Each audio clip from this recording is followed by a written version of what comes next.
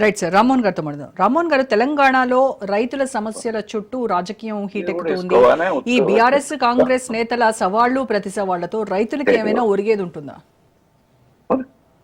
రోజా గారు, మీకు అట్లాగే బొల్ల మల్లయ్య యాదవ్ గారికి, మిగతా మిత్రులు రానంటున్నారు, రాజ్ న్యూస్ ప్రేక్షకులకు నమస్కారం.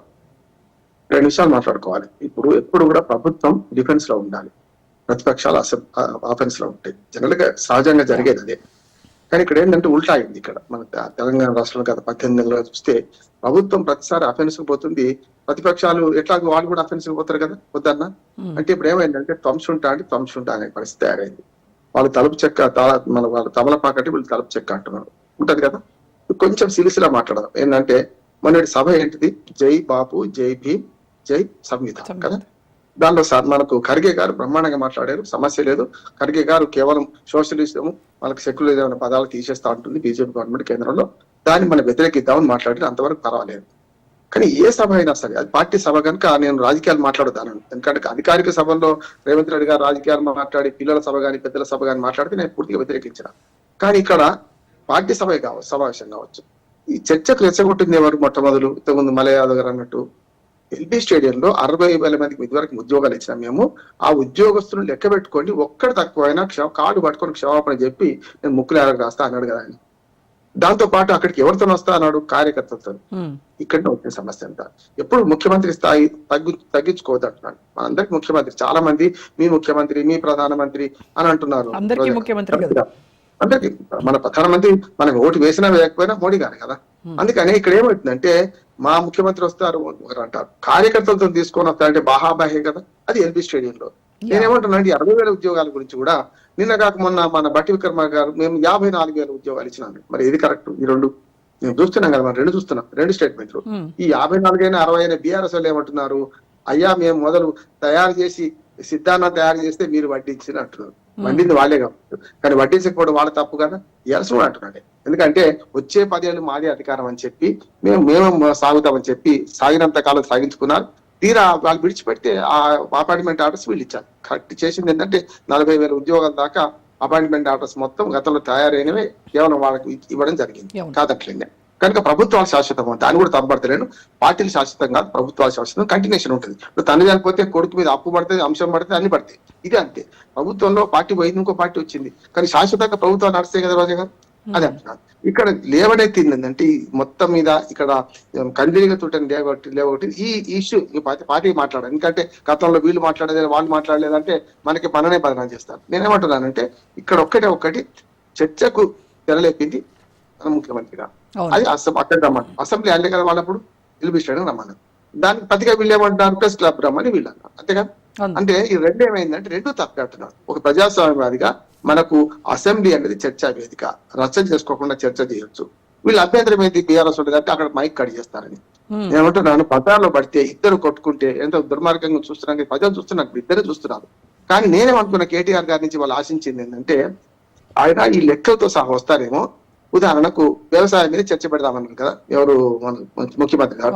వ్యవసాయం మీద చర్చ పెడితే గత 10 ఏళ్లుగా మేము వ్యవసాయం మీద ఏ రకంగా పెట్టుబడులు పెట్టినాం, ఏ రకంగా ఇచ్చినాం, కంపారిటివ్లీ దీన్ని మీరు ఏం చేస్తున్నారు స్టేట్మెంట్ ఇస్తే అయిపోద్ది కదా. అది ఇస్తారని నేను అనుకున్నాను. ఇక్కడ కూడా రాజకీయ మాట్లాడి కేటీఆర్ గారు వెళ్ళిపోయినా నేను అంటున్నాను. ఒక మాట ఇప్పుడు ఏంటంటే ఇందులో ఎట్లా ఇవి చెప్తాను. ఎట్లా అంటే ఉదాహరణకు వాళ్ళు ఏమన్నారు, గతంలో వరంగల్ డిక్లరేషన్ ఇచ్చాం. వరంగల్ డిక్లరేషన్ లో 4 హామీలు ఉన్నాయి. ఒకటేమో మనకు రుణమాఫీ, రెండోది రైతు బంధును రైతు భరోసాగా చేస్తాం, 15 విచ్చ వయసులో 10,000 15 చేస్తామన్నారు. రైతు కూలీలకు 12,000 ఇస్తాన్నారు. అట్లానే మనకు కౌలు రైతులకు కూడా ఇస్తామన్నారు. గతంలో కేసీఆర్ గారు అసెంబ్లీ సాక్షిగా చెప్పిందంటే కౌలు రైతులు అంటే ఎట్లా నిర్ణయిస్తారండి, వాళ్ళని ఎట్లా లెక్క పెడతారండి, ఎవరైనా కౌలుకి ఇచ్చినట్టు రాసి ఇస్తారా అన్నాడు ఆయన కదా. టెనెంట్ మీరు 4 ఇండ్లు ఉంటే హైదరాబాద్ లో 4 ఇండ్లకు టెనెంట్ ఎవరు ఉంటారో వాళ్ళ పేర్లు రాస్తారా, మాట్లాడే వాళ్ళందరూ ఆయన అడిగిండు, ఆయన అక్కడికి పోయింది. కానీ వీళ్ళు కౌలు రైతులకు ఇస్తాన్నారు కదా. ఈ 4 హామీల్లో ఎన్ని నెరవేరినాయి అని ఒకసారి చూసుకుంటే శ్వేతపత్రం రిలీజ్ చేయమంటున్నారు గవర్నమెంట్ ను. ఇప్పుడు గవర్నమెంట్ దగ్గర 2 అవకాశాలు ఉన్నాయి రోజా. ఒకటేమో వాళ్ళు శ్వేతపత్రం విడుదల చేయొచ్చు, మేము ఇస్తా అన్న హామీలు ఏమిటి, అది ఇది ఒక్కటే కదా, రైతుదే కాదు ఇప్పుడు ఉద్యోగాల విషయంలో కూడా 2 లక్షల ఉద్యోగాలు ప్రతి సంవత్సరం ఇస్తా అన్నారు. 60,000 ఉద్యోగానికి 1.5 year అయింది. మరి 1.5 year అంటే ఎంత కావాలి? 2 లక్షలు, ఇవి 1 లక్ష, 3 లక్షలు కావాలి కదా. మరి 60,000 ఇస్తే 60,000 సిద్ధార్థాన్ని వంచారు అని బీఆర్ఎస్ వాళ్ళు అంటున్నారు. మనకి ఏ మాట చెప్పుకోవాలి. మిగతా ఉద్యోగాల సంగతి ఏందని వస్తుంది కదా. ఎప్పుడు కూడా 60 హామీలు ఇచ్చినప్పుడు ఇట్లాంటి సమస్యలు వస్తాయి. మూడోది చెప్తున్నాను, కామారెడ్డి డిక్లరేషన్ లో కూడా అదే అధికంగా మాట్లాడుతున్నారు. ఇవాళ నితీష్ కుమార్ బీహార్ ముఖ్యమంత్రి కూడా మహిళలకు 35% 35%, ఉద్యోగాలు ఇచ్చేస్తా అంటున్నాడు మహిళలకు. అది ఎంత అలవిగాని హామం అని చెప్పవచ్చు. అక్కడికి పోలే, ఇక్కడికి వస్తాడు. ఇక్కడ మనకు 3 అంశాలు ఉన్నాయి. ఒకటి బీసీ డిక్లరేషన్ కామారెడ్డి ఇచ్చిన దానిలో ఇప్పటికీ నెరవేరాలంటే చాలా హడ్డిల్స్ ఉన్నాయి కదా, చూస్తున్నాం కదా. మాట అనేశారు, నోరు జారారు, అది ముందుకు రావడం లేదు. అట్లాగే రైతుల మీద చర్చ అన్నారు. మూడోది కూడా ఉంది, నిరుద్యోగులకు మన సరూర్ నగర్ సభ సాక్షిగా ప్రియాంక గాంధీ గారు అప్పుడు ఏమన్నారు, 4,000 రూపాయలు నిరుద్యోగం ఇస్తారు. కేసీఆర్ గారు కొట్టిపడేసి 4,000 ఎట్లా ఇస్తారంటే, నిరుద్యోగం అంటే నేను కూడా నిరుద్యోగిని అని అసెంబ్లీ సాక్షిగా కేసీఆర్ అన్నాడు. అది కరెక్టా కా తర్వాత సంగతి, ఆయన ఖండించాడు. కానీ తీరా ఎలక్షన్ మేనిఫెస్టోలోకి వచ్చేకల్లా మేము కూడా కౌలు రైతులకు ఇస్తా అని వీళ్ళు చెప్పారు, బీఆర్ఎస్ వాళ్ళు చెప్పారు. అందుకని నేను ఏమంటా అంటే, ఇది నిష్పక్షపాతంగా చర్చ జరగాలంటే, పారదర్శకంగా చర్చ జరగాలంటే ఈ బజార్ చర్చలు వద్దంటున్నాం. బజార్లో పడి కొట్టుకోవడం, బజార్ చర్చలు వద్దు. ఈ అసెంబ్లీగా మన ఎల్వి స్టేడియం కరెక్ట్ కాదు, ప్రెస్ క్లబ్ కరెక్ట్ కాదు. ఇప్పుడు బీఆర్ఎస్ కానీ ప్రతిపక్షాలు డిమాండ్ చేయాల్సింది ఏంటంటే, అయ్యా మీరు అసెంబ్లీ పెడతారా? పెట్టడానికి అయితే ప్రతిపక్షానికి అధికారం లేదు కదా, ఎవరు పెట్టాలి? బాలు పోయి కోర్టులో పడ్డది. ఇప్పుడు అసెంబ్లీకి రమ్మంటున్నారు కదా, ఇది కాంగ్రెస్ నాయకులు కానీ లేకుండా మన అధికార పక్షం కానీ. నేనేమంటా, అధికార పక్షాన్ని నేను కూడా డిమాండ్ చేస్తున్నా, అయ్యా బాల్ మీ చేతిలో, మీ కోర్టులో ఉంది, మీరు ఇమ్మీడియట్ అసెంబ్లీ సమావేశాలు పెట్టండి. పెట్టే ముందు మీరు 4 రోజులు టైం ఇచ్చి మీరు అన్న అంశాల మీద ఒక శ్వేతపత్రం రిలీజ్ చేయండి. రైతుల మీద గత 10 ఏళ్ళు ఏది జరిగింది, ఇప్పుడు మేము 18 ఏళ్ళుగా ఏం చేసినాం, అది నిరుద్యోగుల మీద, అది ఇంకేదైనా సరే మీరు ఏవైతే అంశాలు చర్చకు తీసుకుందామంటారో అవన్నిటి మీద పెట్టండి. అట్లాగే కమిషన్ల మీద కూడా ఇప్పుడు 4 కమిషన్లు నడుస్తున్నాయి. ఒకటి కాళేశ్వరం కమిషన్, ఒకటి విద్యుత్ కమిషన్. ఆల్రెడీ 3 నెలలు అయింది మనకు నివేదిక వచ్చి, దాన్ని బయట పెట్టలేదు. అంతేందుకు కాళేశ్వరంలో కూడా విజిలెన్స్ కమిషన్ నివేదిక వచ్చింది. దాని మీద 38 మంది అధికారుల మీద అయితే శాఖాపరమైన చర్యలు లేకపోతే అవినీతి డబ్బు రికవరీ చేయమని కూడా వాళ్ళు సిఫార్సు చేశారు. Vigilance commission justice Lokur commission నివేదిక ఇవ్వాలి. ఎన్డీఎస్ఏ కూడా ఒక నివేదిక ఇచ్చింది. ఏమనంటే, మొదటి నివేదికనేమో కూలిపోయింది, దాని మీద 3 రోజులు వచ్చింది. ఇప్పుడేమో సియాచి పరిశ్రమ కూలిపోతే 4 రోజుల తర్వాత ఇవాళ వచ్చింది. అక్కడ మొదటి నివేదిక పోనీయండి, ఎందుకంటే ఇనిషియల్ నివేదిక కనుక హెలికాప్టర్ నివేదిక చూసిందా లేకుండా అక్కడికి వచ్చిందా రాలేదు తర్వాత సంగతి.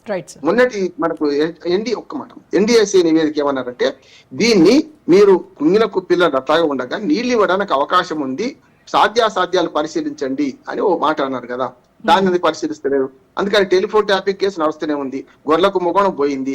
నేను ఒక్కటే డిమాండ్ చేస్తున్నాను ప్రభుత్వాన్ని, వాళ్ళిద్దరు పంచాయతీ మనకు సంబంధం లేదు. కానీ ఒకటేంటంటే, మీరు రేపు అసెంబ్లీ సమావేశం పెట్టే హక్కు మీకున్నది. మీరు ప్రభుత్వంలో ఉన్నారు, అసెంబ్లీ సమావేశం పెట్టండి. వాళ్ళు రాకపోతే అడుగుదాం.